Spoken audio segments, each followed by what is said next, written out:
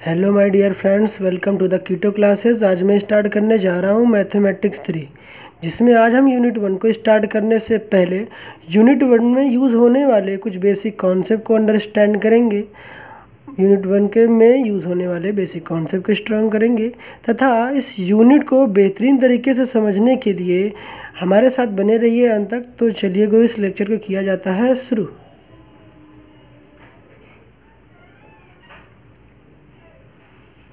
तो इस यूनिट 1 में, जैसा कि हमारा चैप्टर यूनिट 1 है, जिसमें क्या बताया गया है लैपलास ट्रांसफॉर्म के बारे में। तो लैपलास ट्रांसफॉर्म को समझने से पहले इस चैप्टर में यूज़ हो रहे कुछ बेसिक कॉन्सेप्ट को समझेंगे, जिससे क्या होगा कि हमारे चैप्टर्स में जो ग्रिप होगी वो अच्छी हो जाएगी। नहीं तो बीच में जब चैप्टर्स को हम कर रहे होंगे तो वहाँ पर प्रॉब्लम्स आ रही होंगी, जिसको आप फेस करेंगे, फिर आपको अच्छा नहीं लगेगा। तो इसके लैपलास ट्रांसफॉर्म को स्टार्ट करने से पहले यूनिट 1 को हम कुछ बेसिक कॉन्सेप्ट को समझते हैं, जैसे कि गामा फंक्शन गिवन है। गामा फंक्शन कब यूज़ कर रहे होंगे हम? तो गामा फंक्शन क्या होता है? गामा फंक्शन कब यूज़ करते हैं हम लोग, कि सबसे पहले समझते हैं गामा फंक्शन कब यूज़ करते हैं। तो गामा फंक्शन यूज़ तभी कर रहे होंगे, जैसे कि आप देख पा रहे होंगे, गामा फंक्शन तभी यूज़ कर रहे होंगे जब हमारी लिमिट जो होगी वो जीरो टू इन्फिनिटी होगी। जो हमारी लिमिट होगी 0 to इन्फिनिटी। हमने क्या कहा कि आप गामा फंक्शन को तभी यूज़ कर रहे होंगे जब लिमिट जो होगी हमारी 0 to इन्फिनिटी होगी। पहली पॉइंट तो ये होगी कि गामा फंक्शन आप तभी यूज़ करोगे जब लिमिट जो गिवन होगी वो 0 to इन्फिनिटी होगी। सेकेंड पॉइंट क्या है कि गामा फंक्शन तभी आप यूज़ करेंगे जब product of exponential function and algebraic function होंगे, तब यूज़ करेंगे। जैसे कि आप यहाँ देख पा रहे होंगे, एक्सपोनेंशियल फंक्शन या अलजेब्रिक फंक्शन का, exponential function and algebraic function का जब प्रोडक्ट होगा, मल्टीप्लिकेशन होगा, तब हम क्या यूज़ करेंगे, तब फिर हम क्या यूज़ करेंगे, गामा फंक्शन यूज़ कर रहे होंगे। तो सेकेंड पॉइंट है कि गामा फंक्शन का यूज़ कब करेंगे, जब लिमिट जो होगी हमारी 0 to इन्फिनिटी होगी। सेकेंड पॉइंट क्या है, प्रोडक्ट ऑफ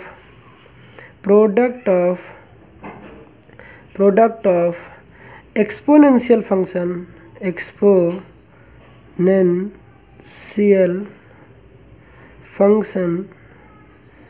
को शॉर्ट में ऐसे लिख रहा हूँ, एंड अलजेब्राइक फंक्शन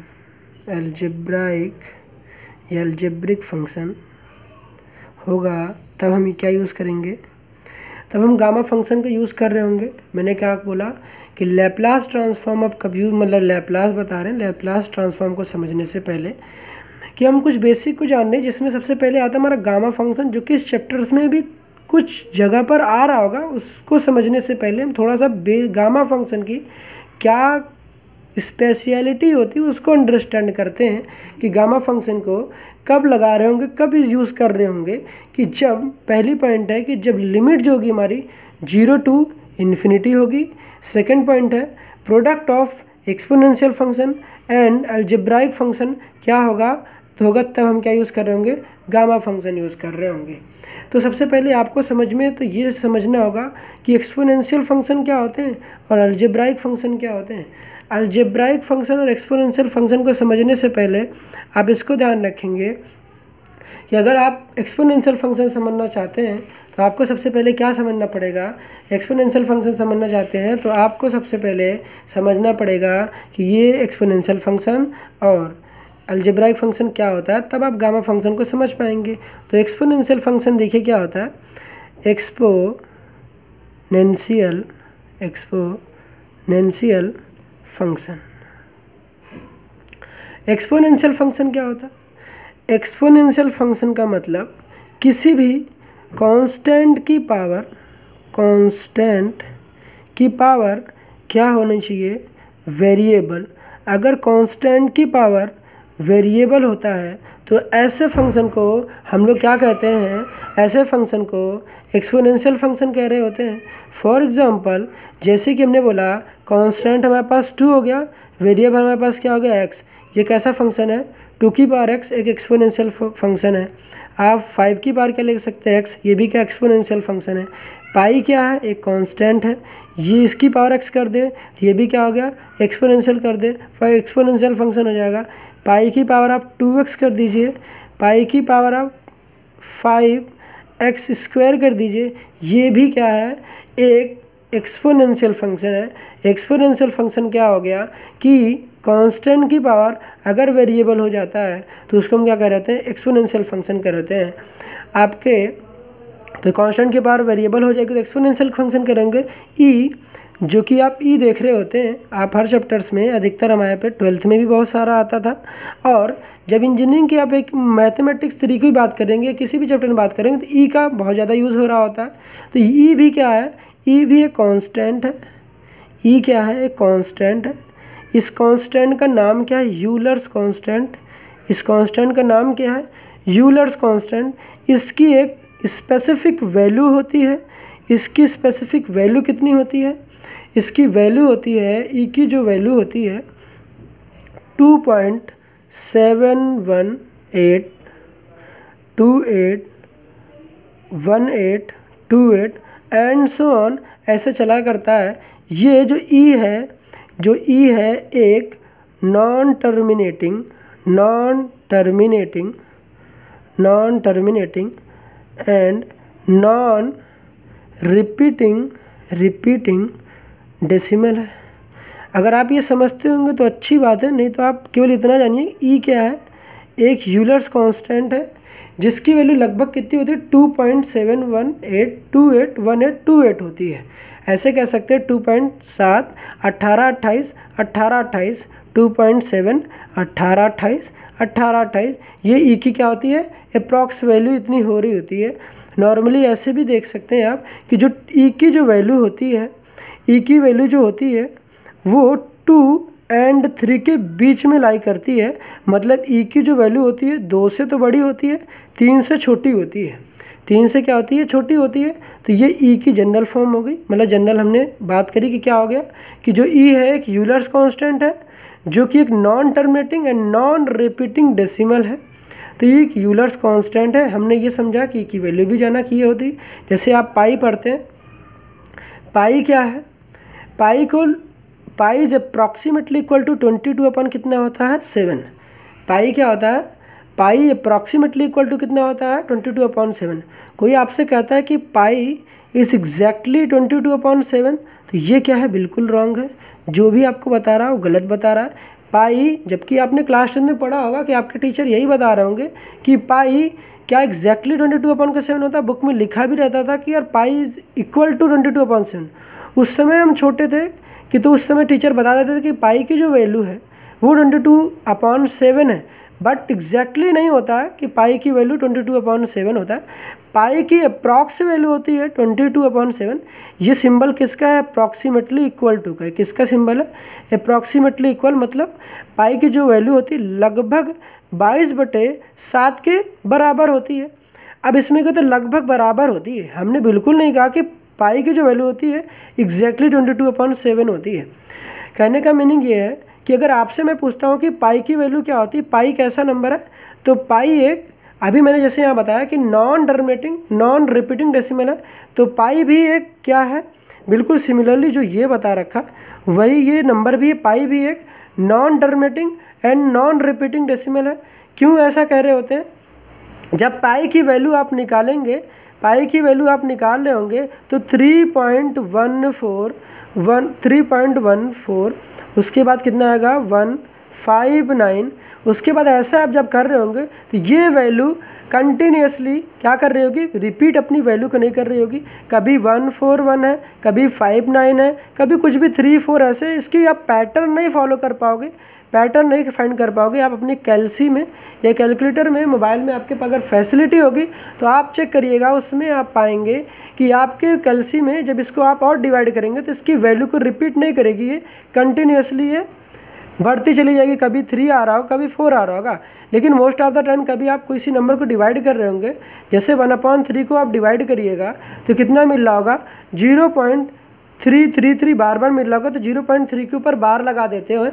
0.3 के ऊपर बार लगाने का मीनिंग होता है 3 जो है बार बार रिपीट कर रहा है, बट इसमें क्या होता है, ये जो वैल्यूज़ होती हैं 1 4 ये जो डिजिट्स हैं ये रिपीट नहीं करती हैं अपने। ये 1 के बाद 5 आ गया 9, फिर इसके बाद क्या आ रहे होंगे पता नहीं है, हो सकता है 3 आ जाए 4 आ जाए। ये अपनी वैल्यू को रिपीट नहीं करती है, पैटर्न नहीं फाइंड कर पाती है। इस वजह से हम कह रहे होते हैं नॉन टर्मिनेटिंग, एंड इसको कहते हैं नॉन टर्मिनेटिंग नॉन रिपीटिंग, क्योंकि ये अपनी वैल्यू को रिपीट ही नहीं कर रही होती। आप अपने कैल्सी में चेक कर सकते हैं। इस वजह से हम पाई को कह रहे होते हैं कि पाई एक non terminating and non repeating decimal है। अब पाई जो है ये पाई की वैल्यू कितनी हो गई। अब बात आती है 22/7। 22/7 की वैल्यू कितनी होती है 3.1427। कितना होता है 142857। जब आप कैल्सी में देखेंगे, आप अपने डिवीज़न को करते जाएंगे, कंटिन्यूसली आप डिवीज़न करते रहेंगे, परफॉर्म करेंगे, तो आप ये पाएंगे कि आपका 142857 बार बार रिपीट हो रहा होगा एक रेगुलर पैटर्न के बाद। After some interval of time जब आप देखेंगे कि तो 142857 ये बार बार रिपीट हो रहा होगा। इसका मतलब बट आप पाई को जब पाएंगे तो ये बार बार रिपीट नहीं कर रहा होगा।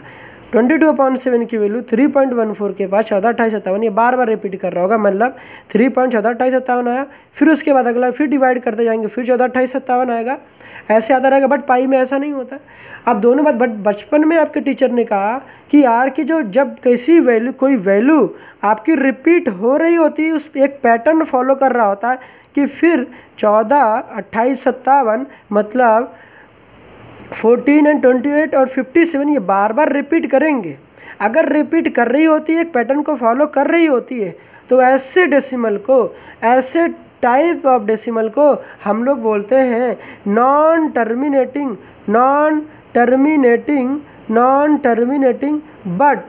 बट क्या बोलते हैं non terminating but repeating decimal. क्या बोला non terminating but repeating decimal. Repeating क्यों बोल रहे हैं, रिपीटिंग इस वजह से बोल रहे हैं क्योंकि 142857 अपनी वैल्यूज़ को बार बार रिपीट कर रहा है। इस वजह से हम कहते हैं 22/7 एक non terminating but repeating decimal है, जबकि ई जो है non terminating and non repeating है, इसकी वैल्यू रिपीट नहीं करती है, इसकी वैल्यू रिपीट नहीं करती है। इस वजह से ये तो चलिए होगा कि ये कैसा नंबर है, एक ये जो पाई है, जो value non terminating but repeating decimal होता है, ऐसे नंबर्स को हम लोग क्या कहते हैं, इस नंबर्स को ये P/Q के फॉर्म में लिखा जा सकता है। जैसा कि आप देख पा रहे हैं, इस नंबर्स को P/Q के फॉर्म में लिखा जा सकता है। इस वजह से ये एक रेशनल नंबर है। ये क्या है, एक रेशनल नंबर है, एक रेशनल नंबर है। हिंदी में आप अगर आपने पढ़ा होगा तो इसे क्या कहेंगे, एक परिमेय संख्या है। क्या परिमेय संख्या है, मतलब रेशनल नंबर है। रेशनल नंबर क्या होते हैं, रेशनल नंबर ऐसे नंबर्स होते हैं जो कि P/Q के फॉर्म में लिखे जा सकते हैं, उसे रेशनल नंबर कहते हैं। वेयर जहाँ पर Q 0 नहीं होना चाहिए and P and Q belongs to integer होते हैं। जहाँ पर Q 0 नहीं होता है, P एंड Q ये किसका सिंबल है, ये बिलोंग्स टू का सिंबल है। किसका सिंबल है, बिलोंग्स टू का। हमने कहा कि रेशनल नंबर्स क्या होते हैं, ऐसे नंबर जिसको हम P/Q के फॉर्म में लिख सकते हैं, वो नंबर रेशनल नंबर कहलाते हैं। जहाँ पर Q 0 नहीं होना चाहिए, Q 0 होने का मतलब कि डिनोमिनेटर 0 नहीं होना चाहिए, मतलब ऊपर वाले को बोलते हैं न्यूमरेटर, नीचे वाले को बोलते हैं डिनोमिनेटर। इसी को हिंदी में बोल रहे होते हैं, ऊपर वाले को अंश, नीचे वाले क्या बोलते हैं हर। तो हमने क्या कहा कि जो डिनोमिनेटर होना चाहिए, जो Q होता है, Q क्या है, डिनोमिनेटर है, नीचे जो बेस में है ये 0 नहीं होना चाहिए, क्योंकि जब अगर बेस 0 हो जाएगा तो हमारा क्वेश्चन क्या हो जाएगा, नॉट डिफाइन। नीचे कभी भी 0 आ जाए इसका मतलब क्या हो गया, पूरा क्वेश्चन नॉट डिफाइन हो जाएगा, उसको हम डिफाइन नहीं कर सकते, उसको बता नहीं सकते, उसको एक्सप्लेन नहीं कर सकते। तो जो 22/7 है एक non terminating but repeating decimal है, एक रेशनल नंबर है, इसको P/Q के फॉर्म में लिखा जा सकता है। परंतु यहाँ पर आप पाई की बात करेंगे, पाई की value non terminating non repeating decimal, इसकी वैल्यू रिपीट नहीं कर रही होती है। इस वजह से ये जो पाई है या फिर ई है, ये कैसा नंबर्स है, ये कैसा नंबर्स है, ये इर्रेशनल नंबर है, इर्रेशनल नंबर है। कैसा नंबर है, ये एक इर्रेशनल नंबर है। इर्रेशनल नंबर किसे बोलते हैं, ऐसे नंबर्स जो कि p/q के फॉर्म में नहीं लिखे जा सकते, उसे क्या कहेंगे हम, इरेशनल नंबर कहेंगे, मतलब अपरिमेय संख्या कहते हैं, और रेशनल नंबर को परिमेय संख्या कहते हैं। तो बात तो यहाँ समझ में आई कि यार पाई एक इरेशनल नंबर है, पाई क्या है, पाई एक इरेशनल नंबर है, पाई एक इरेशनल नंबर है, पाई एक इरेशनल नंबर है, एंड 22/7 एक रेशनल नंबर है। फिर भी बचपन में हमारे टीचर ने कह दिया कि पाई की वैल्यू एग्जैक्टली इक्वल होती है, दिखाया भी 22/7 होता है, परंतु उन्हें यह कहना चाहिए था कि पाई की वैल्यू अप्रॉक्सीमेटली कितना होता है, 22/7, एग्जैक्टली इक्वल तो होता ही नहीं है। अगर बात कर रहे होंगे कि अब आप ये क्लियरली देख पा रहे होंगे, अगर हम आपसे ये पूछते हैं कि पाई एंड 22/7 में कौन बड़ा है, तो आपने तो बचपन में यही पढ़ा कि यार ये तो दोनों बराबर होते हैं, दोनों इक्वल होते हैं, तो आप तो जवाब यही दे रहे होंगे कि दोनों इक्वल होते हैं। बट आपके कम्पिटिटिव एग्जाम में अगर ये पूछ लिया जाता है कि यार पाई एंड 22/7 में कौन बड़ा है, मतलब कौन बड़ा है, तो आप तो जवाब ही नहीं दे पा रहे होंगे, कि आपको तो बचपन से यही पढ़ाया गया कि पाई जो होता है एग्जैक्टली इक्वल हो रहा होता है 22/7। जब आप नेट पे सर्च करिए, आप देखिए, आपको बहुत लोगों ने बता रखा है कि पाई की वैल्यू जो होती है अप्रॉक्सीमेटली इक्वल होती है 22/7 की, एग्जैक्टली इक्वल बिल्कुल भी नहीं होती है। जो बता रहा है मतलब आपको गलत बता रहा है, उनको ये कहना चाहिए कि पाई की वैल्यू अप्रॉक्सीमेटली इक्वल होती है। अब बात आती है इसमें पाई एंड 22/7 में बड़ा कौन है। अब बड़े की बात है तो क्यों बचपन में कह दिया गया यार कि 3.14 होता है। देख रहे होंगे शुरुआत की मैच कर रही है तो 3.14, ये भी है 3.1, तो लगभग कहना सही है कि लगभग बराबर होती है। लेकिन लगभग बराबर में उसमें भी देख रहे हो तो कौन बड़ा है, तो बड़े में जो 22/7 है, 22/7 है, ये क्या होता है, ग्रेटर होता है। पाई क्या होता है, छोटा होता है। जैसे हमने कहा कि यार 5 माइनस का 3 कितना आता है, कितना आता है, तो आप क्या बताएंगे, 5 माइनस 3 क्या बताएंगे आप, 2 होता है। उसी तरीके से 3 माइनस का मैं 5 पूछता तो आप क्या बताते हैं, -2 बताते। तो 5 एक बड़ा नंबर था, 3 एक छोटा नंबर था, बड़े में से छोटा किया तो नंबर आया कैसा, पॉजिटिव। बट सिमिलरली हम करते 3 माइनस 5, 3 क्या होता है, छोटा, 5 क्या होता है, बड़ा। छोटे में से जब बड़ा सब्ट्रैक्ट कर रहे होते हैं तो क्या आता है, माइनस का साइन आ रहा होता है। तो अगर हम पाई माइनस का 22/7 कर रहे होंगे, इसकी वैल्यू आप कैलकुलेट कर सकते हैं। बट पूछा ये जाता है कि बताओ पाई में से अगर 22/7 सब्ट्रैक्ट कर रहे होंगे तो आंसर पॉजिटिव आएगा कि नेगेटिव। कई बच्चे क्या करेंगे कि यार हमें तो बचपन में यही पढ़ाएंगे कि जैसे कि 5 माइनस का 5 क्या हो जाता है, तो आप कहेंगे 0। क्यों, दोनों नंबर सेम थे, साइन अपोजिट थे, ये प्लस का 5 था, ये माइनस आना था, दोनों को आपने कैंसिल कर दिया, आंसर कितना बताया, 0। कुछ लोग तो यही जवाब दे देंगे, पाई एंड 22/7 मतलब 22/7 आपस में कैंसिल हो जाएंगे और आंसर कितना आ जाएगा, 0, जो कि रॉन्ग है। ये भी गलत है, ये क्योंकि इक्वल होते ही नहीं है, इक्वल बिल्कुल नहीं होते हैं, क्योंकि इक्वल हो रहा था, जैसे यहाँ पे दोनों इक्वल थे, 5 ये भी था 5 था, तो कैंसिल हो गया, कितना दे दिया, 0। सिमिलरली यहाँ पे बात करेंगे, अगर यहाँ पर बात करेंगे तो क्या होगा कि आप सब्ट्रैक्ट करेंगे तो आप आंसर पाएंगे कि ये 0 तो नहीं आ रहा होता। कैलसी में चेक कर सकते हैं, क्योंकि पाई छोटा है, अभी मैंने बताया पाई छोटा है, 22/7 बड़ा है, तो छोटे में से जब भी बड़ा सब्ट्रैक्ट कर रहे होते तो आंसर में कितना आता है, नेगेटिव। तो जो इसका आउटपुट होगा कैसा निकल कर आएगा आउटपुट, आप कैलसी में चेक करना, आपको पता चल जाएगा कि यार नेगेटिव आ रहा है कि नहीं, आप चेक कर लीजिएगा इसको। हमने उसी तरीके सिमिलरली 22/7 में से अगर हम पाई को सब्ट्रैक्ट कर रहे होते हैं तो 22/7 एक बड़ा नंबर है, पॉजिटिव, बड़े में से छोटा सब्ट्रैक्ट करें तो आंसर कैसा आएगा, पॉजिटिव। तो हमें क्या पता चला यार, हमें ये पता चला कि ये तो काफ़ी मायने में ये तो बिल्कुल ही डिफरेंस आ रही हैं, वैल्यूज़ तो लगभग बराबर है, बट फिर भी हमें यही बताया गया कि यार एग्जैक्टली इक्वल आ रही होती। कहाँ से दिख रहा है आपको, पहली बात तो ये तो यार पाई एक इरेशनल नंबर है, दूसरी पॉइंट कि 22/7 या 22/7 एक रेशनल नंबर है, दूसरी पॉइंट कि इन दोनों में भी अगर आपसे ये पूछा जाए कौन सा नंबर बड़ा है, तो थोड़ा सा आप देख पा रहे हैं, ऐसे याद कर सकते हैं, 22/7 थोड़ा सा बड़ा दिख रहा है तो इसकी वैल्यू भी बड़ी है, पाई एक छोटी है। अगर इनको आपस में सब्ट्रैक्ट करा तो देखा यार कि पाई माइनस 22/7 करते हैं तो नेगेटिव आता है, और 22/7 कर रहे होते हैं तो पॉजिटिव आ रहा होता है। आई होप इतनी बातें आपको समझ में आ गई होगी कि मैं क्या कह रहा था कि पाई एंड 22/7 एग्जैक्टली इक्वल नहीं होते, लगभग इक्वल होते हैं। ठीक है, तो बढ़ते हैं अपने टॉपिक की तरफ। आई होप आपको इतनी बातें समझ में आ गई होंगी। ये बेसिक बातें आपको जानना ज़रूरी होता है, क्योंकि कई बार टीचर इसको गलत पढ़ा देते हैं।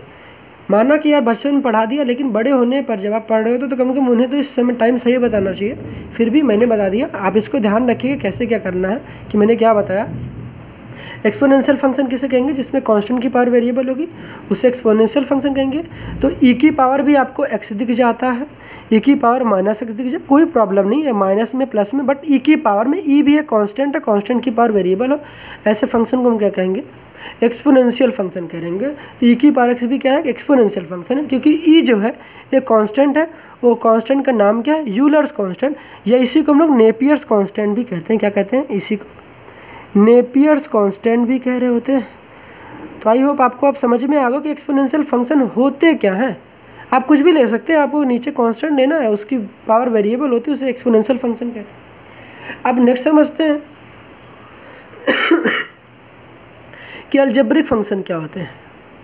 अलजेब्रिक, आई नो कि आपको समझ में तो आ रही होंगी, थोड़ा सा बेसिक को मैं लेके चल रहा हूँ ताकि आप आगे लैग ना करें, आपको चीज़ें समझ में आए कि यार पढ़ रहे हैं तो क्यों पढ़ रहे हैं, इसके पीछे का रीज़न क्या है। अलजेब्रिक फंक्शन, अलजेब्रिक फंक्शन में क्या कह दिया, आप कोई भी इक्वेशन लीजिए, एक्सप्रेशन लीजिए, वहाँ पर एक्स की पावर चेक करिए। अगर एक्स की पावर आपकी क्या होती है? कुछ भी होती है। एक्स की पावर क्या बोला?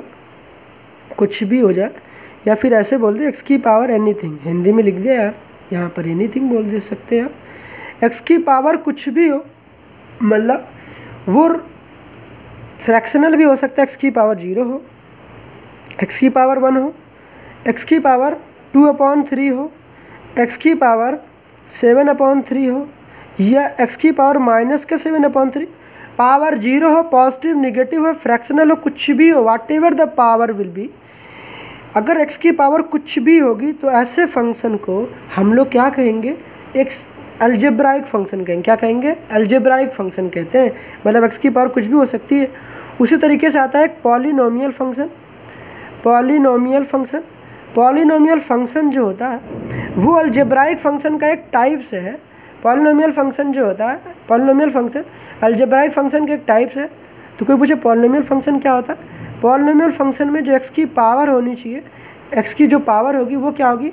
एक्स की जो पावर होगी वो होल नंबर होगी। क्या होगी? वो होल नंबर होगी। अब आपको होल नंबर तो पता होगा, होल नंबर को हम लोग डब्ल्यू से रिप्रेजेंट कर रहे होते हैं। डब्ल्यू इक्वल टू क्या होता है? कर्ली ब्रैकेट 0 1 2 3 4 ऐसे डॉट डॉट डॉट, ऐसे क्या है? तो कोई पूछे होल नंबर क्या होते हैं? ऐसे नंबर क्या होते हैं जो कि 0 से स्टार्ट हो रहे होते हैं और एंड सो ऑन ऐसे चल रहे होते हैं, ऐसे नंबर क्या क्या कह रहे होते हैं हम लोग? होल नंबर कह रहे होते हैं। होल नंबर में ध्यान रखिएगा, होल नंबर में केवल यहाँ पर आपको 0 दिख रहा है तो केवल 0, उसके बाद क्या आता है? 0 के बाद 0.5 0.3 0.4, ये सब नंबर होल नंबर में बिल्कुल नहीं आएंगे।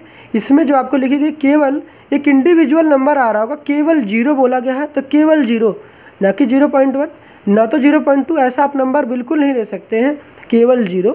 0 के बाद आपका नेक्स्ट नंबर 1, फिर उसके बाद 2, फिर 3, फिर 4। अगर मैं कह रहा हूँ 0.1 क्या एक होल नंबर है? तो बिल्कुल नहीं है। इसमें बोली गई केवल 0, 0 के बाद नेक्स्ट नंबर 1, फिर 2, फिर 3, फिर 4, ऐसे नंबर आ रहेंगे। ऐसे नंबर क्या कहेंगे हम लोग? होल नंबर कहेंगे। आई होप आपको समझ में आ गई। तो अगर हम बात करेंगे रूट एक्स, तो रूट एक्स क्या है? पॉलिनोमियल है या फिर अलजेब्राइक फंक्शन है? अलजेब्राइक फंक्शन और पॉलिनोमियल में देखते हैं एक्स की पावर कितना दिख रहा है? हाफ। तो एक्स की पावर कुछ भी हो, फ्रैक्शनल हो या कुछ भी हो, मतलब होल नंबर हो या नेचुरल नंबर हो, इंटीजर हो, इट डजेंट मैटर, केवल देखना एक्स की पावर कुछ भी हो सकता है, तो हम उसे क्या कहेंगे? Algebraic function. अलजेब्राइक फंक्शन तो है, बट क्या पॉलिनोमियल फंक्शन है? पॉलिनोमियल फंक्शन नहीं है। क्यों? क्योंकि इसकी एक्स की जो पावर, रूट एक्स का मतलब होता है एक्स की पावर 1/2, रूट एक्स मतलब एक्स की पावर 1/2। यहाँ पर आप क्लियरली देख पा रहे हो कि इसकी पावर 1/2 जो कि एक होल नंबर है ही नहीं, होल नंबर तो 0 होता, 1 2 3 4 ऐसे 5 6 7 8 ऐसे नंबर होते हैं। ये तो 1/2 में लिखा गया, तो फ्रैक्शन में लिखा गया, तो ये पॉलिनोमियल फंक्शन नहीं है। पॉलिनोमियल फंक्शन बिल्कुल नहीं है, ये पॉलिनोमियल फंक्शन नहीं है। तो पॉलिनोमियल फंक्शन के लिए क्या होना चाहिए? एक्स की पावर एक होल नंबर होना चाहिए। होल नंबर क्या होते हैं? होल नंबर स्टार्ट होते हैं 0, फिर 0 के बाद 0.1 बिल्कुल नहीं लिखना है, 0 के बाद नेक्स्ट नंबर होगा 1, फिर 2, फिर 3, फिर 4, ऐसे होगा। ऐसे क्या नंबर क्या कहेंगे? पॉलिनोमियल फंक्शन कहेंगे। ठीक है, फिर नेक्स्ट देखते हैं हम लोग क्या चीज़ है। अब आपको इतनी बातें समझ में आ गई होगी कि एक्सपोनेंशियल फंक्शन क्या होता है और अलजेब्राइक फंक्शन क्या होता है। उन दोनों का हमें क्या चाहिए? प्रोडक्ट चाहिए था। तो ये मेरा एक्सपोनेंशियल फंक्शन, ये मेरा अलजेब्राइक फंक्शन, ये उसे क्या कहेंगे? जब ऐसा केस होगा तो गामा फंक्शन का यूज़ हम कर रहे होंगे। अब गामा फंक्शन क्या होता है? गामा फंक्शन किस तरीके से रिप्रेजेंट कर रहे होंगे? जैसा कि आप देख पा रहे हैं, गामा का सिंबल क्या है? गामा का सिंबल है, गामा लिख रहे होंगे। ठीक है, गामा का सिंबल है ये गामा का सिंबल है। ठीक है, इट इज डिनोटेड बाई, इस तरीके से रिप्रेजेंट कर रहे होंगे। और उसी तरीके से गामा का सिंबल है, ये गामा का सिंबल है। सिमिलरली आप देखेंगे, ये तो गामा का सिंबल है, आपको ऐसे या आपको ऐसे, ये किसका सिंबल है? ये फैक्टोरियल का सिंबल है। किसका सिंबल है? ये फैक्टोरियल का सिंबल है। तो फैक्टोरियल को ऐसे रिप्रेजेंट किया जाता है, एंड ऐसे एक वर्टिकल डंडा और नीचे एक डॉट लगा दिया, एक बिंदु लगा दिया गया, जिसको हम लोग फैक्टोरियल कहेंगे। ये गामा का सिंबल है, ये फैक्टोरियल का सिंबल है। तो चलिए अब इसको देख लेते हैं। काफ़ी वैसे लेंदी हो चुका लेक्चर, फिर भी इसको देखते हैं आगे क्या है, जल्दी जल्दी इसको कवर करते हैं। फिर नेक्स्ट लेक्चर में हम लोग लैप्लास को स्टार्ट करेंगे। तो हमें पता चला गामा एन जो होता है वो क्या होता है? 0 से इन्फिनिटी इंटीग्रेशन 0 से इन्फिनिटी e की पावर माइनस एक्स की पावर n-1 dx, मतलब एक्स के रिस्पेक्ट में हम लोग क्या कर रहे हैं? इंटीग्रेट कर रहे हैं। जहाँ पर जो n होता है, ये जो नंबर्स है, ये ग्रेटर देन 0 होना चाहिए, बट आपकी ग्रेटर देन 0 होनी चाहिए। इसको हम क्या कहेंगे? गामा फंक्शन का ये फॉर्मूला होता है, gamma of n is equal to 0 to infinity e की पावर माइनस एक्स की power n-1 dx। Gamma function कब यूज़ कर रहे होंगे? जैसा कि हमने बताया, लिमिट जब 0 टू इन्फिनिटी होगी। दूसरा, प्रोडक्ट होना चाहिए एक्सपोनेंशियल फंक्शन का एंड किसका? अलजेब्राइक फंक्शन का। तब हम क्या यूज़ कर रहे होंगे? Gamma function. अब देखते हैं इसमें कुछ इंपॉर्टेंट पॉइंट्स क्या हैं हमारे पास गामा फंक्शन को कैलकुलेट करने के लिए। बाकी आपकी कोई भी क्वेरी होती है आप बताइएगा। थोड़ा सा लेक्चर लेंदी हो रहा है, इस वजह से थोड़ा सा इसको स्पीड अप करते हैं। कैसे? कुछ इंपॉर्टेंट पॉइंट क्या है हमारे पास? अगर आपसे पूछता है गामा एन क्या होता है, गामा एन क्या होता है, तो गामा एन क्या होता है? n-1 और जो नंबर दे रखा है उसमें से एक कम और उसी का गामा, जो भी नंबर होगा उसी का एक कम और उसी क्या होगा? गामा। अभी अगर तब करेंगे जब n की वैल्यू ग्रेटर देन 0 होगी। मोस्टली हम कब कर रहे होते हैं? जब हमारी क्या होती है? फ्रैक्शनल वैल्यू होती है, मतलब जो गामा के अंदर जो वैल्यू लिखी गई है फ्रैक्शनल। अब बात आती है फ्रैक्शनल क्या होता है? फ्रैक्शन क्या होता है? अभी रेशनल नंबर में जाना ना कि यार फ्रैक्शन की बात कर रहे होते, तो फ्रैक्शन क्या होता है? फ्रैक्शन को भी P/Q के फॉर्म में लिखा जा सकता है, फ्रैक्शन को भी P/Q के फॉर्म में लिखा जा सकता है, बट यहाँ पर P जो होना चाहिए एंड जो Q होना चाहिए, यहाँ लिख दे रहा हूँ मैं, जो P होना चाहिए एक होल नंबर होना चाहिए, होल नंबर होना चाहिए, एंड जो Q होना चाहिए वो एक नेचुरल नंबर होना चाहिए। अगर ऐसा हो रहा होता तो वहाँ पर हम लोग क्या कह रहे होते? इसको फ्रैक्शन कह रहे होते, जबकि वहाँ पे रेशनल नंबर में क्या था? P एंड Q इंटीजर होने चाहिए, यहाँ पर P and Q whole number and Q जो होना चाहिए नेचुरल नंबर होना चाहिए। अगर आप देख पा रहे होंगे, आप फ्रैक्शन की बात करेंगे तो फ्रैक्शन, तो इसका मतलब ये पता चला कि जो फ्रैक्शन का जो आउटपुट आएगा, आउटपुट क्योंकि होल नंबर में कहाँ से स्टार्टिंग होती है? होल नंबर की starting 0, 1, 2 and 3 and so on ऐसे आएगा। और नेचुरल नंबर में क्या आएगा? नेचुरल नंबर में आएगा 1, 2, 3 एंड 4 ऐसे स्टार्ट हो रही होती है। तो यार कभी तो 0, मतलब अगर ऊपर 0 करते कभी तो इसका आउटपुट जो होगा, आउटपुट ये 0 तो आएगा, बट नेगेटिव कभी नहीं आएगा। 0 आ सकता है, 1 आ सकता है, 2 आ सकता है, 3 आ सकता है, बट इसका आउटपुट कभी नेगेटिव नहीं आएगा। मतलब फ्रैक्शन जो होते हैं, जो फ्रैक्शंस होते हैं वो नॉन नेगेटिव होते हैं। फ्रैक्शन क्या होते हैं? नॉन नेगेटिव होते हैं। मतलब कभी भी ये नॉन नेगेटिव का मतलब 0 आ सकता है, नॉन नेगेटिव का मतलब बिल्कुल ये नहीं होता केवल पॉजिटिव। नॉन नेगेटिव का मीनिंग हो गया पॉजिटिव तो है, फील यही दे रहा है कि पॉजिटिव, तो नॉन नेगेटिव का मतलब जो नेगेटिव नहीं हो वो क्या हो गए? तो मतलब पॉजिटिव होंगे। बट नॉन जब लग गया इसका मतलब उसमें 0 भी इंक्लूड होगी, तो इसका मतलब फ्रैक्शन का जो आउटपुट होगा वो पॉजिटिव भी, मतलब 0 भी आ सकता है। 0.3 जब कर रहे होंगे तो 0.3 क्या है, एक फ्रैक्शन है, इसका आउटपुट कितना आएगा 0 पॉइंट समथिंग कितना आएगा 0। बट ये चीज़ अगर उल्टा होता 3/0, जब डिनोटर में 0 आ जाता तुरंत ही आप क्या कह देंगे, नॉट डिफाइन हो जाएगा। कितना हो जाएगा, नॉट डिफाइन हो जाएगा। तो नीचे का डिनोमिनेटर में 0 आ जाएगा तो कितना क्या होगा हमारे पास, नॉट डिफाइन होगा। आप इसको ऐसे भी रिमेंबर कर सकते हैं, 0 की खोज किसने कर रखी है, आर्यभट्ट जी ने। आर्यभट्ट जी कहाँ के थे, भारत के थे। तो भारत ने ही खोज करी 0 की, और 0 नीचे रहेगा तो यार रहना पसंद है। जिसने जिसकी खोज करी अगर उसी को आप नीचे रख रहे होंगे तो यार वो तो बिल्कुल, जो अब होती है एक सम्मान की बात होती है, वो तो बर्दाश्त नहीं करेगी यार कि मैंने ही खोज रखी है तुमने मुझे 0 कर दिया। तो 0 की खोज भारत ने कर रखी है और भारत को 0 करोगे यार, ये बात तो सही नहीं है। इसका मतलब क्या होगा, ये नॉट डिफाइन होगा। जब भी 0 नीचे आएगा मतलब भारत नीचे, यार ऐसा तो हो नहीं सकता यार, हम लोग इंडियन है तो इसका मतलब क्या, बिल्कुल पसंद नहीं आएगा यार। नीचे 0 का मतलब नॉट डिफाइन, क्योंकि 0 खोज किसने कर रखी है, भारत ने। और यार हम अपने देश को, अपनी कंट्री को क्यों नीचे रखना चाहेंगे। इस वजह से जब भी आप डिनोमिनेटर में 0 देखते हैं आपके दिमाग में तुरंत आना चाहिए कि क्या होगा, ये नॉट डिफाइन होगा। मतलब इसको हम डिफाइन नहीं कर पाएंगे, आप बता नहीं पाएंगे क्या आंसर आ रहा होगा। 3/0 क्या होता है, नॉट डिफाइन होता है। आई होप आपको इतनी बातें समझ में आएंगी फ्रैक्शन क्या होते हैं। अब बात करते हैं गामा एन पे। गामा एन में बात करा कि यार गामा एन क्या होता है, n-1, और क्या होता है, जो कम किया, जो भी नंबर होगा एक कम और उसी कम वाले नंबर का ही फैक्टर क्या होगा, गामा। एक कम, जो भी नंबर होगा एक कम और उसी का गामा, जो भी नंबर होगा एक कम और उसी का गामा। जो भी n लेंगे, ये किसका सिंबल है, फॉर ऑल का सिंबल है। क्या, for all gamma n is equal to n-1, gamma n-1 for all n is greater than 0। मतलब फॉर इस किसका सिंबल है, फॉर ऑल या फॉर एवरी का सिंबल है, उल्टा है जो दिख रहा है आपको। अब इसको से इमोशनली किसके लिए यूज़ कर रहे होते हैं, फॉर फ्रैक्शनल के लिए। अभी बता रहा हूँ, पहले इसको देख लेते हैं कि क्या फ्रैक्शनल के लिए यूज़ कर रहे होते हैं। गामा जो n होता है वो क्या होता है, n-1 फैक्टोरियल होता है। जो भी नंबर होगा उससे कम उसी का फैक्टोरियल। ये कब यूज़ कर रहे होंगे, जब आपका जो n होगा वो एक नेचुरल नंबर होगा। नेचुरल नंबर जैसा कि आप जानेंगे, नेचुरल नंबर 1 2 3 4 यहाँ से स्टार्ट होते हैं, केवल 1 2 3 4 ऐसे एंड सो ऑन ऐसे चल रहे होंगे। इसको नेचुरल नंबर, तो यहाँ पर जो n होगा हम नेचुरल नंबर लेंगे। बट यहाँ पर जो n होगा ये कुछ भी हो सकता है ग्रेटर देन 0। बट क्या मोस्टली हम लोग किसके लिए कर रहे होते हैं, फ्रैक्शनल नंबर्स के लिए कर रहे होते हैं। किसके लिए कर रहे होते हैं, फ्रैक्शनल नंबर के लिए कर रहे होते हैं। तो गामा को समझने से पहले सबसे पहले फैक्टोरियल को समझ लेते हैं। फैक्टोरियल जो कि एक इंपॉर्टेंट कॉन्सेप्ट है, फर्स्ट ईयर में आप क्लास 11th में आप पढ़ के आ चुके हैं कि आपने पढ़ा होगा फैक्टोरियल क्या होता है।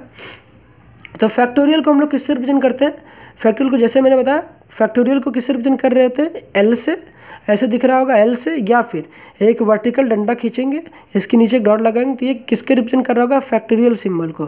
तो फैक्टोरियल किस तरीके से रिप्रेजेंट करा जाता है, जैसा कि आपने देख लिया, हमें जैसे लिखा गया इस तरीके लिखा गया 2, तो ये गामा 2 नहीं है, ये है फैक्टोरियल 2। इसे कैसे लिखा, फैक्टोरियल 2। इसे और कैसे लिखा जा सकता है, 2 फैक्टोरियल। ये दोनों ही किसको रिप्रेजेंट कर रहे हैं, ये रिप्रेजेंट कर रहे हैं फैक्टोरियल को। ये दोनों ही किसको रिप्रेजेंट कर रहे हैं, फैक्टोरियल को। तो इसको आप समझिएगा दोनों क्या है, फैक्टोरियल है। लेकिन ऐसे लिखा जाता है, ऐसे लिखा जाता है 2, इसका मतलब ये गामा 2 है। ये क्या है, ये गामा 2 है, ये गामा 2 है, और ये क्या है, फैक्टोरियल 2 है। ऐसे लिखा गया, एल के नीचे, एल के अंडर में 2 लिखा गया है तो ये फैक्टोरियल है, और एल को उल्टा कर दिया गया है तो ये क्या होगा, गामा को रिप्रेजेंट कर रहा होगा। ठीक है, तो फैक्टोरियल को समझने के लिए ज़रा समझते हैं कैसे फैक्टोरियल क्या होता है। फैक्टोरियल आपके चैप्टर में आएगा भी, पहले इसके इंपॉर्टेंट कॉन्सेप्ट को समझते हैं कि क्या इसकी बेसिक है। तो फैक्टोरियल को इससे रिप्रेजेंट करा जाता है। अब हम किसी फैक्टोरियल कैसे कैलकुलेट करते हैं, कैलकुलेट करना सीखते हैं। कैलकुलेट कैसे करते हैं, सपोज करिए आपके पास कोई नंबर लिखा हुआ है 3 फैक्टोरियल, आपके पास कोई नंबर लिखा है 3 फैक्टोरियल, 3 फैक्टोरियल ऐसे किसी ने लिख दिया। इसको कैलकुलेट करने के लिए आपसे कहते हैं तो आप कैसे कैलकुलेट करेंगे, सबसे पहले 3 लिखा तो 3, फिर 3 से कम कितना आ जाएगा 2, 2 से फिर एक कम कितना 1। तो यहाँ पर आप 1 पे क्या कर देंगे, आप स्टॉप कर देंगे, 1 पे क्या कर देंगे आप स्टॉप। 3 फैक्टोरियल का मतलब 3 से स्टार्टिंग करनी है, कहाँ तक जाना है 1 तक। मतलब एट लास्ट हमारा जो मोटिव होता है जीवन का वो कहाँ तक जाना होता है, भगवान के पास तो जाना ही होता है। सिमिलरली वही कॉन्सेप्ट यहाँ पे है, 3 फैक्टोरियल है मतलब 3 से स्टार्टिंग करनी है, कहाँ तक जाना है 1 तक। कैसे, 3 लिखा, 3 से कम 2, 2 से कम कितना फिर 1। उसी तरीके से 5 फैक्टोरियल लिखता तो क्या होता 5, 5 से कम 4, 4 से कम 3, 3 से कम कितना हो जाएगा 2, 2 से कम कितना हो जाएगा 1, तो 1 पे स्टॉप कर दे। तो 5 फैक्टोरियल का मतलब होता है 5 × 4, 4 × 3, 3 × 2 इंटू क्या हो जाएगा 1। उसी तरीके से अगर 2 फैक्टोरियल की बात करते हैं, 2 फैक्टोरियल का क्या मतलब होता है 2, फिर 2 से कम कितना 1, अब 1 से कम क्या जाओगे, केवल 1 पे ही स्टॉप कर रहे होते, कहाँ पर 1 पे ही हमेशा स्टॉप कर रहे होते, भगवान के पास चले गए, समझिए आपको क्या हो गया, मोक्ष की प्राप्ति हो गई। मतलब 1 पे ही आपको क्या कर देना है, स्टॉप कर देना है, 1 पे स्टॉप कर देना है। हमें क्या समझ में आया, अगर अभी इन जनरल हम एक फॉर्मूला अगर बना रहे होते हैं फैक्टोरियल एन का, तो फैक्टोरियल एन का फॉर्मूला क्या होगा हमारे पास, फैक्टोरियल एन का फॉर्मूला होगा, जो नंबर होगा एन इंटू क्या होगा n-1। अब इस n-1 से जैसे यहाँ किया था 3 से कम किया था कितना आया था 2, अब n-1 था, n-1 है, इसमें से फिर माइनस कर देना है कम, तो कितना आ जाएगा देखिए n- का 2 आ जाएगा। जैसे n था n-1 था, n-1 से फिर एक माइनस कम करना है, तो कितना आ जाएगा -1 कितना n-2। इस वजह से क्या लिख रहे होते हैं, अगला जो हमारा नंबर हो रहा होता है यहाँ पर हम लोग क्या लिख रहे होते हैं, यहाँ पर n-2, फिर नेक्स्ट आएगा तो n-2 में फिर एक कम करेंगे कितना आ जाएगा n-3 डॉट डॉट डॉट, ये सब इंटू में है कितना 2 इंटू का 1, मतलब 1 पे आपको एंड करना है, 1 पे क्या करना है आपको एंड करना, स्टॉप करना यहीं पर, इसको 1 पे स्टॉप करेंगे। सिमिलरली जैसे हमने यहाँ पर भी देखा कि कुछ क्वेश्चन में 3 फैक्टोरियल 3 × 2 × 1 होता है, 1 पे स्टॉप किया, तो जो फैक्टोरियल n हो गया वो क्या आता है, फॉर्मूले पे आपको इसको लर्न नहीं करना, बट मैंने आपको ऐसे ही बता दिया कि आप कैसे बता रहे होंगे। पहले आपको मेन यहाँ पे फोकस करना है कैसे फैक्टोरियल को फाइंड कर रहे थे। कहीं 3 फैक्टोरियल लिखा गया है, 3 फैक्टोरियल का मतलब 3 से स्टार्टिंग करनी, 1 तक लेके जाएंगे, उसको मल्टीप्लिकेशन करते जाएंगे, एक एक कम करते जाएंगे। 3 से डिक्रीजिंग ऑर्डर में लेके गए, तो कोई डिक्रीजिंग ऑर्डर में गए हैं कि नहीं, सबसे पहले बड़ा लिखा फिर छोटे पे गए, 3 से स्टार्ट करें डिक्रीजिंग ऑर्डर में, 3 फिर 2 फिर 1, एक एक कम करते चले जाएंगे, 1 पे ले जाकर रोक देंगे, सभी नंबर्स का आपस में मल्टीप्लाई कर देंगे। जैसे 3 × 2 कितना आ जाएगा 6, 6 का 1 का मल्टीप्लाई करेंगे कितना आ जाएगा हमारे पास 6 का 1 से मल्टीप्लाई करेंगे 6, तो 3 फैक्टोरियल कितना हो जाएगा 6। सिमिलरली आप 5 फैक्टोरियल को भी मल्टीप्लाई कर लेंगे, जो भी आंसर आ जाएगा। 2 फैक्टोरियल भी कितना आ जाएगा हमारे पास 2 आ जाएगा। तो आप पहले 3 फैक्टोरियल का मतलब कितना होता है 6, कैसे किया कैलकुलेट, तो करना क्या 3 फैक्टोरियल या 3 से स्टार्टिंग करनी है, 1 पे चले जाके स्टॉप कर देना है। सिमिलरली हमने 3 फैक्टोरियल के बारे में जान लिया। अब देखते हैं इसके कुछ कॉन्सेप्ट क्या है। हमने यही बात करा, 3 फैक्टोरियल की बात किया, 2 फैक्टोरियल था, 2 फैक्टोरियल 2 × 1, 3 फैक्टोरियल था 3 × 2 × 1 किया, मतलब 3 से स्टार्टिंग करी 3, फिर 3 से कम 2, फिर 2 से कम 1, 1 पे स्टॉप कर देंगे।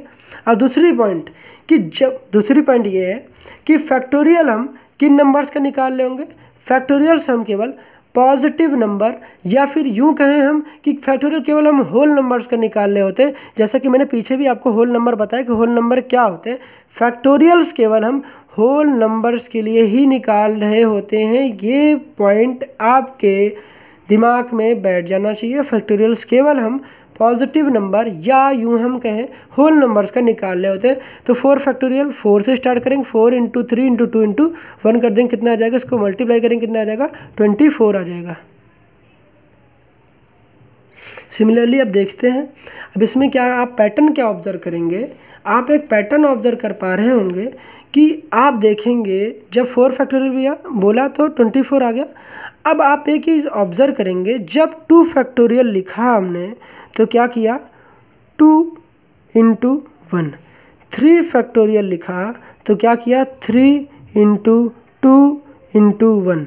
अब इसको मैं और कैसे लिख सकता हूँ, आप देख सकते हैं इसको कैसे मैं लिख सकता हूँ 3 × क्या मैं 2 फैक्टोरियल नहीं लिख सकता हूँ, देखिए ये 2 फैक्टोरियल ही तो है, ये 2 फैक्टोरियल कैसे लिखते हैं 2 × 1, तो ये 2 फैक्टोरियल हो गया, इसी को लिख रखा है।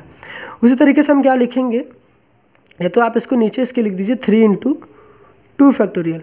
4 फैक्टोरियल की बात करते हैं तो कैसे लिखते हैं 4 × 3 × 2 × 1 करते हैं, 4 × 3 × 2 × 1।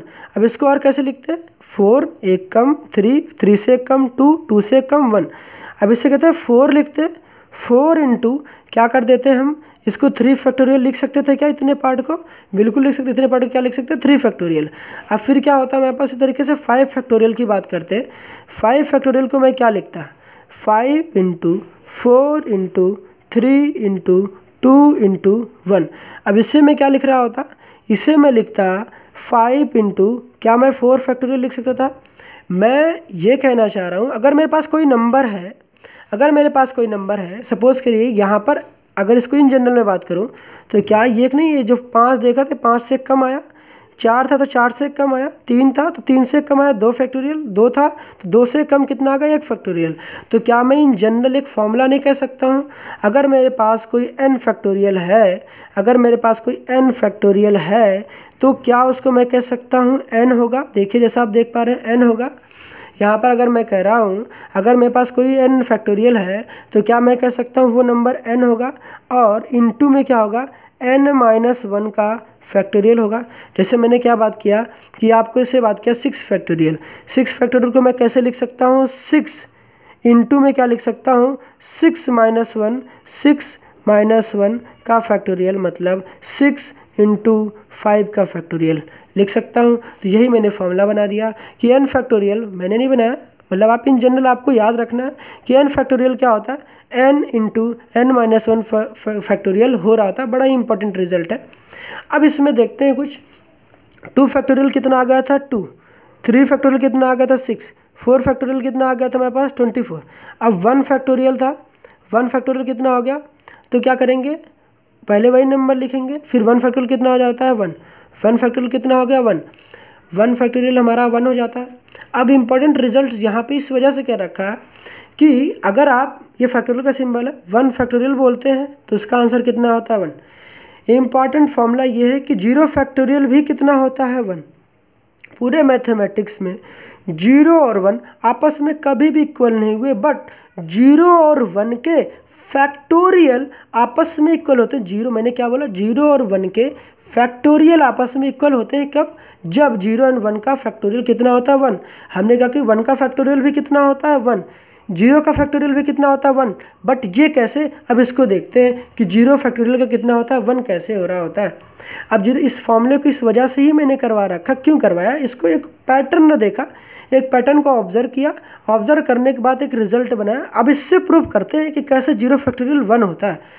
हमने एक पैटर्न देखा, उसके बाद देखा कि अगर इस n-1 फैक्टोरियल को यहाँ पे जो n था इसको यहाँ कर देते हैं और -1 फैक्टोरियल कर देते हैं।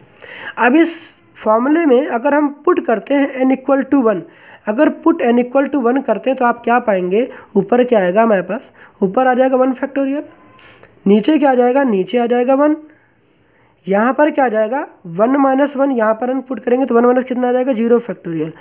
1 फैक्टोरियल कितना होता है? अभी हमने जाना 1 फैक्टोरियल 1 होता है। 1 फैक्टोरियल 1, तो 1 अपॉन कितना आ जाएगा? 1। 1 अपॉन 1 कितना आ जाएगा? 0 फैक्टोरियल।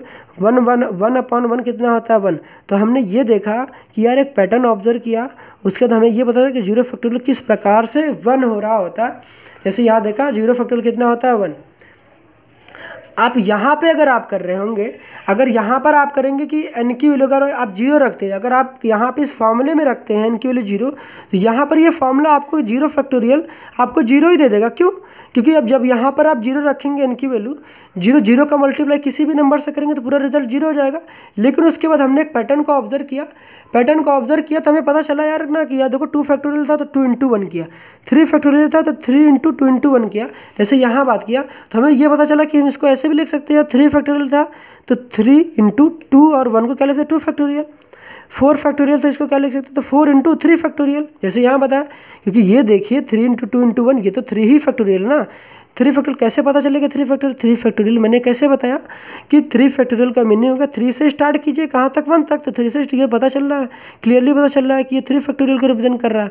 देखा कि यार यहाँ पर जो भी नंबर ले रहा हूँ वो नंबर है, और साथ में उस नंबर जो है उसका एक कम का ही फैक्टोरियल है, दोनों का रिजल्ट हमें सेम मिल रहा होता है। तो हमने उसी के लिए एक फॉर्मूला को देखा, और उसको देखने के बाद हमने देखा कि क्या हो गया कि 0 फैक्टोरियल यहाँ पर पुट n की वैल्यू अगर 1 पुट किया तो हमें 0 फैक्टोरियल कितना मिल गया? 1। तो इस फॉर्मूले को आई थिंक हमें लगता है ये सबसे अच्छा तरीका है याद करने का कि 0 फैक्टोरियल कैसे बनाता है, इसकी ये प्रूविंग होगी कैसे बना रहा होता है ये इस रिजल्ट से। ठीक है, तो 0 फैक्टोरियल कितना होता है? 1। ये इंपॉर्टेंट रिजल्ट आप रिमेंबर कीजिएगा क्या होता है। हमने फिर कहा कि जो नेगेटिव इंटीजर है, या फिर हमने ये कह दिया कि हमारे पास यही फॉर्मूला था।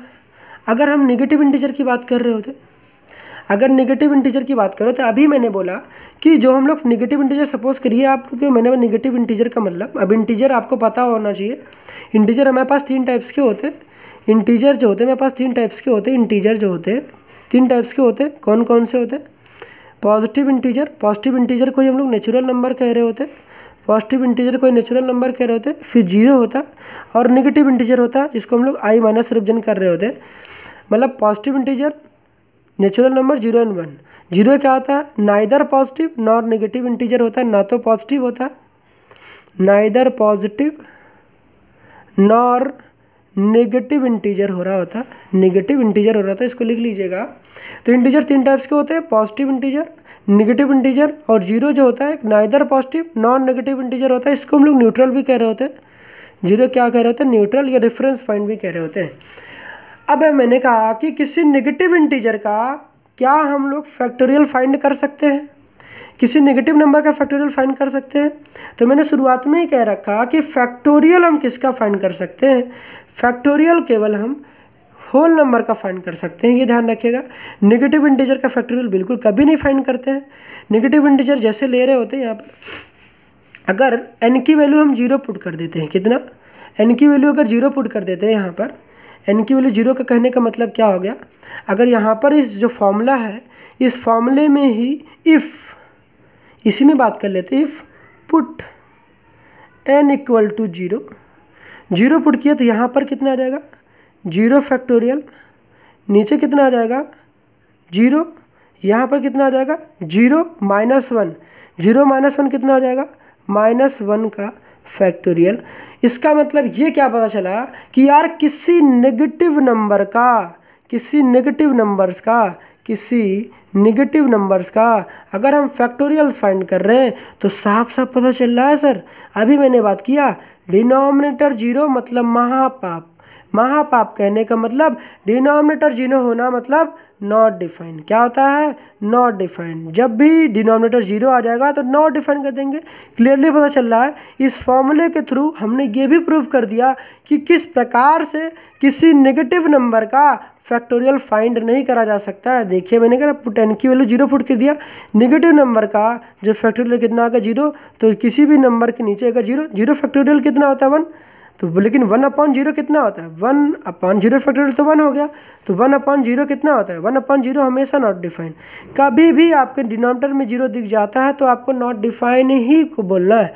डिनोमिनेटर में 0 मतलब नॉट डिफाइन। नॉट डिफाइन को मैंने शॉर्ट में कैसे कह दिया? ND। तो हमें ये पता चला कि नेगेटिव इंटीजर का जो फैक्टोरियल होता है, ये फैक्टोरियल का ही सिंबल है, क्या होता है? नॉट डिफाइन होता है। क्या होता है? नेगेटिव इंटीजर का जो फैक्टोरियल होता है वो नॉट डिफाइन होता है। अब कुछ इंपॉर्टेंट रिजल्ट लिख लेते हैं।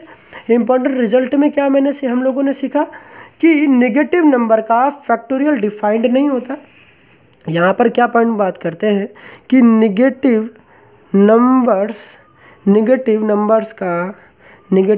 का फैक्टोरियल, नेगेटिव नंबर्स का फैक्टोरियल डिफाइंड नहीं होता है, डिफाइंड नहीं होता। मेरा कहने का मीनिंग है नेगेटिव नंबर का फैक्टोरियल फाइंड नहीं करते, नेगेटिव नंबर्स का फैक्टोरियल डिफाइंड नहीं होता है। आई होप आपको इतनी बातें समझ में आएगी। सेकंड पॉइंट मैंने कह रखा कि factorials are defined only for whole number. Factorials are only defined for whole number. किसके लिए होता है? फैक्टोरियल्स केवल हम होल नंबर्स का ही निकालते हैं। जैसा कि मैंने होल नंबर्स आपको बताया भी कि होल नंबर्स क्या होते हैं? ऐसे नंबर जो कि 0 से स्टार्ट हो, 0 1 2 3 4। तो 0 का तो फैक्टोरियल निकाल सकते हैं। अभी मैंने बताया 0 फैक्टोरियल कितना होता है? 0 फैक्टोरियल कितना होता है? 1। हमने कहा कि 1 फैक्टोरियल कितना होता है? 1 फैक्टोरियल भी कितना होता है? 1 ही होता है। पूरे मैथमेटिक्स के सफ़र में केवल 0 फैक्टोरियल एंड 1 आपस में कभी तब इक्वल होते हैं जब 0 का एंड 1 का फैक्टोरियल ले होते तब आपस में ये इक्वल होते हैं। मतलब 0 फैक्टोरियल इज इक्वल टू कितना होता है? 1 फैक्टोरियल के इक्वल होता है। जीरो एंड वन आपस में कभी इक्वल नहीं होते हैं, 0 एंड 1 के फैक्टोरियल्स आपस में इक्वल होते हैं। ये पॉइंट है, 0 एंड 1 के फैक्टोरियल्स आपस में इक्वल होते हैं। तो ये पॉइंट आपका सुपर इंपॉर्टेंट है। क्लियरली डियर माय फ्रेंड्स, आप इसके ज़रूर ध्यान रखिएगा कि नेगेटिव नंबर्स का फैक्टोरियल डिफाइन नहीं होता है। Factorials are only defined for whole number. केवल हम होल नंबर्स का ही फैक्टोरियल निकाल रहे होते हैं। फिर भी मैं होल नंबर आपको फिर से बता दे रहा हूँ कि whole numbers 0, 1, 2, 3 and so on, ये होल नंबर केवल इन्हीं का ही हम लोग फैक्टोरियल्स निकाल रहे होते हैं। अब थोड़ा सा गामा फंक्शन की बात करते हैं। गामा फंक्शन में ये मैंने कौन सी बात कह दी कि गामा n इक्वल टू होता है n-1 और उसी का जो नंबर रहेगा एक कम और उसी का गामा। जैसे कि मैं बात करता हूँ, जैसे कि मैंने बात कर दिया गामा कैसे फाइंड करते हैं गामा किसी नंबर का, तो देखते हैं। जैसे मैंने बात कर दिया कि आपके पास अगर गामा आपको किसी ने दे दिया, गामा 4 की वैल्यू बताइए। गामा 4 की वैल्यू बताने का क्या मतलब हो गया। अब आप देख रहे होंगे मैंने बताया अगर आपके इस गामा के अंदर अगर आपके गामा के अंदर कोई नेचुरल नंबर दिख रहा, अगर ये तो नेचुरल नंबर है, फ्रैक्शन तो है नहीं, फ्रैक्शन तो P/Q के फॉर्म में होते हैं। ये एक नेचुरल नंबर है क्योंकि हम जानते हैं नेचुरल नंबर 1, 2, 3, 4 ऐसे होते हैं। तो ये जो नेचुरल नंबर अगर अंदर आ जाता है तो हम क्या कहते हैं, जो भी नंबर से उसका एक कम करेंगे तो 4 माइनस का 1 करेंगे और उसी का फैक्टोरियल कर देंगे। अब इतनी भी करने की ज़रूरत नहीं थी यार, आप इतने तो समझदार हो, फिर भी मैंने क्वेश्चन कर दिया। 4 माइनस 1 कितना जाएगा 3, मतलब 3 का फैक्टोरियल हो जाएगा। 3 फैक्टोरियल अभी हमने सीखा। 3 फैक्टोरियल कैसे फाइंड करते हैं, 3 इंटू का 2 इंटू का 1 करेंगे, कितना आ जाएगा हमारे पास, ये हो जाएगा हमारे पास 6। तो गामा 4 कितना होता है 6, गामा 4 कितना हो जाता है हमारे पास 6 होता है। कैसे फाइंड किया, अगर अंदर आपके नेचुरल नंबर दिख रहा तो जो भी अंदर नंबर है उसका एक कम करेंगे, उसी का क्या ले लेंगे हम लोग, फैक्टोरियल फाइंड कर लेंगे। फैक्टोरियल फाइंड करना आई होप मैंने आपको सिखा दिया हो कैसे फैक्टोरियल फाइंड करते हैं। अगर आपको फिर भी समझ में नहीं आया प्लीज़ आप कमेंट सेक्शन में जाएं और हमें बताएं आपको क्या समझ में नहीं आया, ठीक है। तो गामा 4 निकालना है। गामा 4 क्या होता है, अगर अंदर आपको नेचुरल नंबर दिख रहा है एक आप कम कर दीजिए, कम करने के बाद उसी गामा मैं फैक्टोरियल फाइंड कर लीजिए। फैक्टोरियल इजीली फाइंड कर सकते हैं, जो नंबर दिया है वहाँ से स्टार्टिंग करनी है और 1 पे स्टॉप कर देना है। 3 इंटू 2 इंटू 1, एक कम करना 3 था, फिर 2 किया, फिर 2 से कम 1 किया, वहाँ पे 1 पे स्टॉप कर देना। नेगेटिव नंबर्स का फैक्टोरियल हम लोग फाइंड नहीं करते तो 6 आ गया। सिमिलरली अगर हम आपसे बात करते हैं कि गामा ऑफ 1 कैसे फाइंड करते हैं आप, गामा का सिंबल ये होता है। गामा ऑफ 1 क्या होता है, तो आप क्या कहते हैं, जो भी नंबर थी, नंबर यहाँ क्या है 1, n कितना है यहाँ पर, n इक्वल टू 1 है। यहाँ पर n कितना था, n इक्वल टू 4 था। तो यहाँ पर क्या कर देंगे 1 माइनस क्या कर देंगे 1 माइनस 1 कर देंगे। तो 1 माइनस 1 कितना होता है, 1 माइनस 1 0। 0 फैक्टोरियल कितना होता है हमने अभी बताया, 0 फैक्टोरियल कितना होता है 1 होता है। 0 फैक्टोरियल कितना होता है हमारे पास 1 होता है। तो गामा 1 कितना होता है 1, गामा 1 भी कितना होता है 1 का फैक्टोरियल भी कितना होता है 1, 0 का फैक्टोरियल भी हमने देखा कितना होता है 1, ठीक है। अब उस तरीके से आपको एक इंपॉर्टेंट रिजल्ट यहाँ पर रिमेंबर करनी है कि गामा जो हाफ होती है 1/2 की एक स्टैंडर्ड रिजल्ट है। गामा हाफ की वैल्यू कितनी होती है, रूट पाई होती है। गामा हाफ की वैल्यू कितनी होती है, रूट पाई होती है। अब देखते हैं मैंने कह रखा था कि जो गामा निकाल रहे होते हैं, जो ये वाला फॉर्मूला होता है कब अप्लाई कर रहे होते हैं, जो हमारी जो नंबर्स है वो फ्रैक्शनल होती है, मोस्टली फ्रैक्शनल होती है तब निकाल रहे होते हैं। जैसे आपके पास दिया गया है 3/2 लिखा गया है, 3/2 का गामा कैसे निकाल लेंगे, 3/2 से क्या करना है, एक कम करना है और कम करने के बाद उसी का गामा। अब सबसे बड़ी समस्या आती है कि किसी नंबर्स में 3/2 में एक कम करना है। अब एक कम करना है, कम करने के बाद जो कम किया उसी का गामा निकालना है।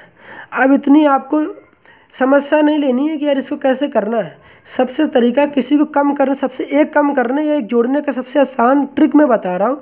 करना क्या होता है, जब भी आपको कोई नंबर दिया है 3/2, कोई कहता है आपसे इसमें एक कम कर दीजिए, कम करने के लिए जब भी कहता तो आप क्या कर दीजिए, ये ऊपर दिख रहा ऊपर माइनस नीचे कर दीजिए और क्या करना है ऊपर वाला नंबर माइनस नीचे वाला एज इट इज़। मैं क्या कर रहा हूँ, न्यूमरेटर माइनस का डिनोमिनेटर, अगर प्लस करना है +1 की बात करेगा तो यहाँ प्लस बोलेंगे। जैसे इसमें से हमें -1 करना होता है तो क्या करते हैं, न्यूमरेटर जैसे ये लिखा होता है केवल सिमिलरली नंबर दे रखा है तो न्यूमरेटर माइनस का डिनोमिनेटर करते हैं अपन डिनोमिनेटर एज इट इज़ छाप देते हैं। मेरा कहने का क्या मतलब है, आप रिजल्ट अगर आपके पास यही होता 3/2 +1 करना होता है तो सिमिलरली यहाँ पर आप एक याद जब +1 करेंगे numerator plus denominator upon denominator as it is. जैसे मैं कह रहा हूँ अब इसी नंबर में आपको कम करना है। अब जैसे मैंने बोला कि जो नंबर लेंगे उसका एक कम करेंगे और उसी के गामा लेंगे। 3/2 है, 3/2 में से कम करना है। कम करने क्या करेंगे, ऊपर वाला माइनस नीचे वाला। 3 में से 2 जाए कितना बचेगा, 3 में से 2 जाए कितना बचेगा 1। तो कितना को ऊपर वाला माइनस नीचे वाला, ऊपर वाला माइनस नीचे वाला। देखिए मैंने बताया ऊपर वाला माइनस नीचे वाला। जैसे हमने कहा कि 3/2 है तो इसमें ये जो 3 है ये क्या होता है न्यूमरेटर, और जो 2 होता है ये क्या होता है डिनोमिनेटर। हमने कहा कि ऊपर वाला ये ऊपर हो गया, ये ऊपर हो गया, ये नीचे हो गया। ऊपर वाला माइनस नीचे वाला एज इट इज़। तो हमने कहा कि देखो 3 - 2 कितना हो गया, 3 - 2 कितना हो गया हमारे पास 1। तो नीचे वाला एज इट इज़। फिर जो कम किया उसी का गामा निकाल लेना है, गामा निकाल लेना है। हमने यही तो कह रखा कि जो नंबर है जो कम किया और जो नंबर था उसका एक कम करेंगे और उसी कम का एक गामा। जो नंबर है एक कम करेंगे और उसी का गामा। तो हमने कहा कि 3/2 का गामा कैसे निकालेंगे, 3/2 से कम करना सबसे आसान है यार, ऊपर वाला माइनस नीचे वाला। आपको इस तरीके से नहीं करना है, एलसीएम नहीं लेना यहाँ ऐसे नहीं करना है। सिंपली ऊपर वाला माइनस नीचे वाला, 3 - 2 कितना हो गया 1, और नीचे वाला एज इट इज़ 1/2। जो कम किया उसी गामा, तो गामा आ गया। अब 1/2 तो ऐसे रहेगा, लेकिन गामा 1/2 का स्टैंडर्ड डिराइव्ड फॉर्मूला गामा 1/2 कितना होता है √π, कितना होता है √π। तो कितना हो जाएगा हमारे पास, रूट में हो जाएगा पाई। आई होप आपको समझ में आएगा। अब दूसरा क्वेश्चन एक लेते हैं। आपसे कोई कहता है गामा 7/2 फाइंड करना है। गामा 7/2 फाइंड करना है तो कैसे करेंगे, आप कैसे करेंगे, कहाँ तक जाना है आपको। देखो पॉजिटिव ये तब तक ये कम करते हैं जब तक अंदर केवल पॉजिटिव रहता है, तब तक कम कर रहे थे। इसको ऐसे चलते चले जाते हैं, कम करते चले। पॉजिटिव जब आता है अंदर, जब तक एक पॉजिटिव बन जाता है तब वहाँ पर रोक देते हैं, और उसके बाद क्या करते हैं, निगेटिव नंबर तक नहीं जाते, बस पॉजिटिव नंबर तक ही अपने आप को रिस्ट्रिक्ट करके रखते हैं कि अंदर पॉजिटिव आ जाएगा वहाँ रोक देंगे। बट जितना अगर कम हो पा रहा है उतना कम करते हैं। जैसे 7/2 है, 7/2 गामा निकालना कितना ईजी है। देखिए अभी मैंने बताया कि इसमें से कम करेंगे और उसी का गामा निकालेंगे। तो ठीक है, अब क्या करेंगे 7/2 में से क्या एक कम करेंगे, कितना आ जाएगा। कम करना आसान है, अभी ट्रिक बताया। 7/2 क्या हो जाता है, पहले कम करेंगे 7 - 2 कितना हो जाएगा हमारे पास 5/2। अब जो ये आया इसमें से फिर कम करिए, फिर में 5 - 2 कितना हो जाएगा हमारे पास 3 कितना हो जाएगा 2।